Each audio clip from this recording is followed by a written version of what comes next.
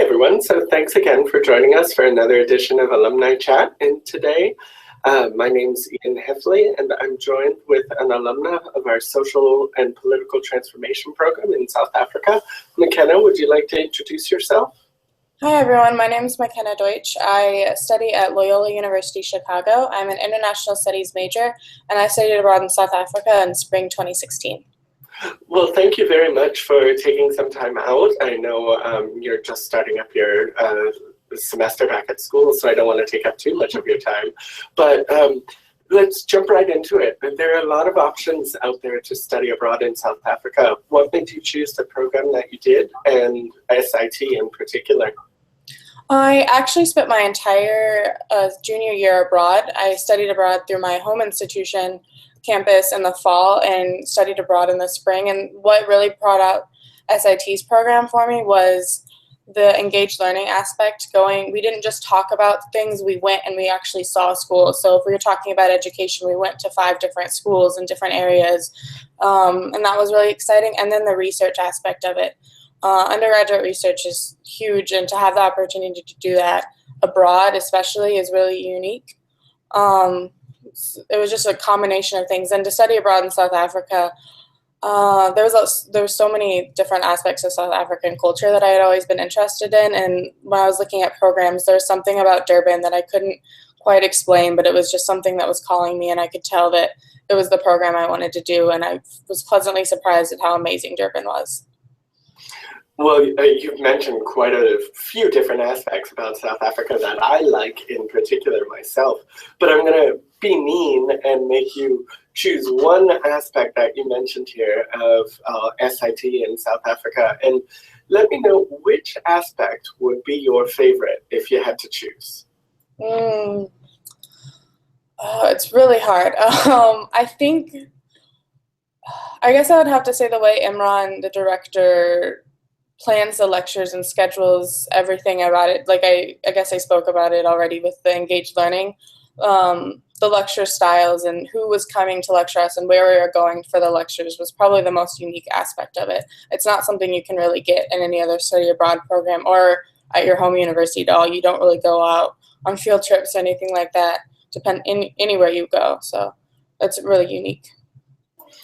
Excellent. Now, to change course a little bit, you're on one of our best kept secrets programs there in South Africa. As you know, SIT does purposefully keep our programs small, under 25, but we also like that because it gives you a real personal, stylized, experiential learning environment, but it also means a lot of people haven't heard of us.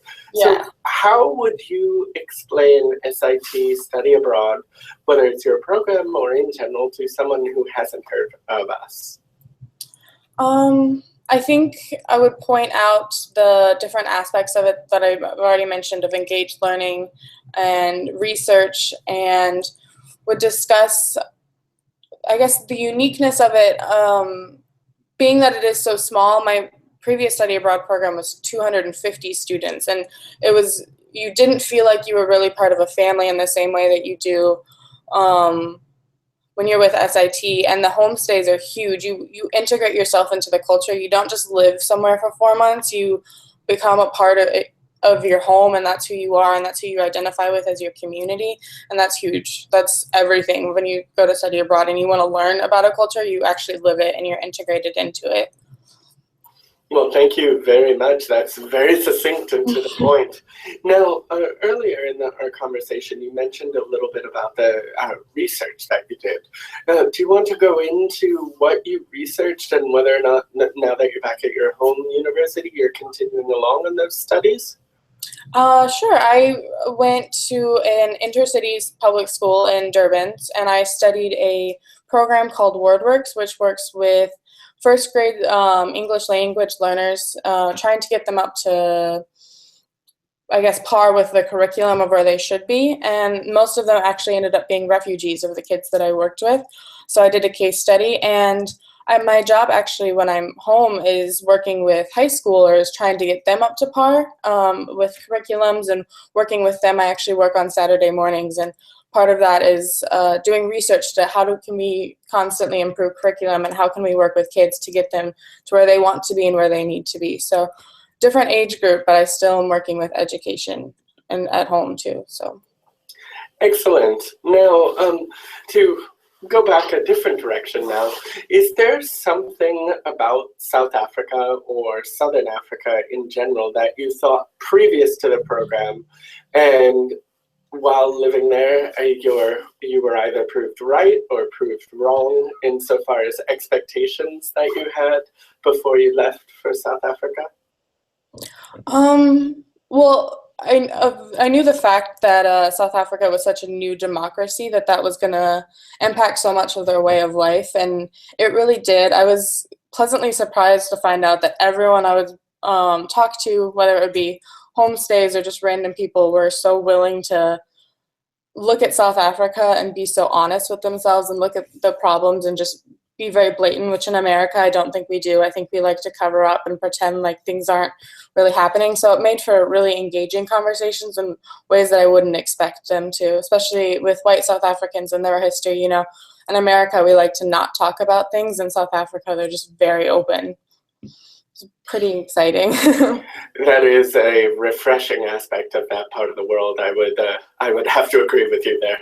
So as we come to the end, I always like to ask our alumni, if there was one thing that you could reach through and give to a prospective student who's contemplating studying abroad as a piece of advice, what would that be? Do your research. I think with SIT, they have so many programs that there's definitely one out there that's right for you.